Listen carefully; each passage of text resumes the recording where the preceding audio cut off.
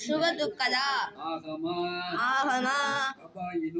அவாயினோ அனித்யாஸ் Sam's திதிக்ஷ்வர் Bharat मात्रा परशासु कौन्तेय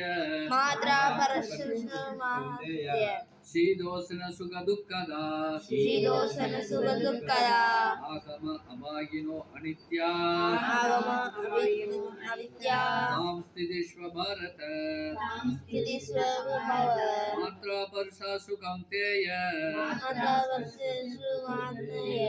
शीतोष्ण सुख दुःखदा आगम अभागिनो अनित्या स्थितिष्व भारत கஷ்டமா தான் இருக்கும் ஆரம்பத்தில் படிக்கும்போது.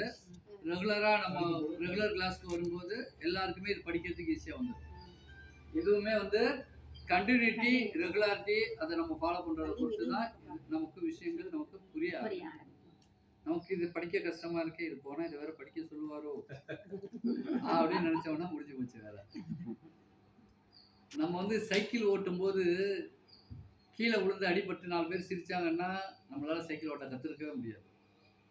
இவங்க சிரிக்கிறாங்க அதனால நான் கீழே நம்ம சைக்கிள் ஓட்ட மாட்டேன் அப்படின்னா நமக்கு காலம் முழுக்க நடப்பயணம் தான். யார் சிரிச்சான்னா எனக்கு நான் அந்த சைக்கிள் ஓட்ட கத்துக்கணும் நான் அப்படின்னு அந்த உத்வேகம் இருந்தா தான் நம்மளால இன்னைக்கு பைக்ல போக முடியும். அப்படித்தான் இந்த கல்வியும் நமக்கு அர்த்தம் பார்த்து எதாவது நினைப்பாங்களோ ஏதாவது சொல்லுவாங்களோ எல்லாரும் கத்துக்கிட்டு வந்தவங்க தான். யாரும் பிறக்கும் போதே கத்துக்கிட்டு வர்றதில்லை. இங்க எல்லாம் பயிற்சி எடுக்கிறவங்க தான். அப்படித்தான் எல்லாரும். அதனால இது தப்பா சொன்னாலோ வார்த்தை தவறுகள் இருந்தாலும் கவலைப்படாம சொல்லிடணும்.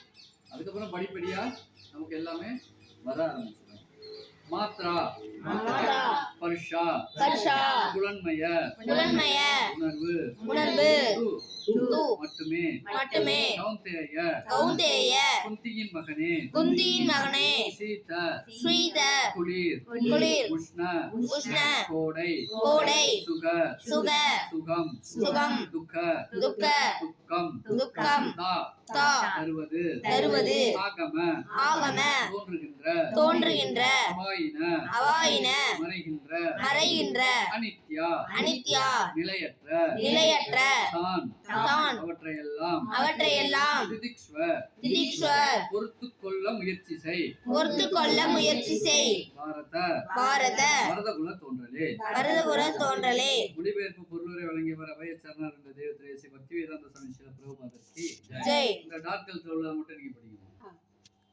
குந்தியின் மகனே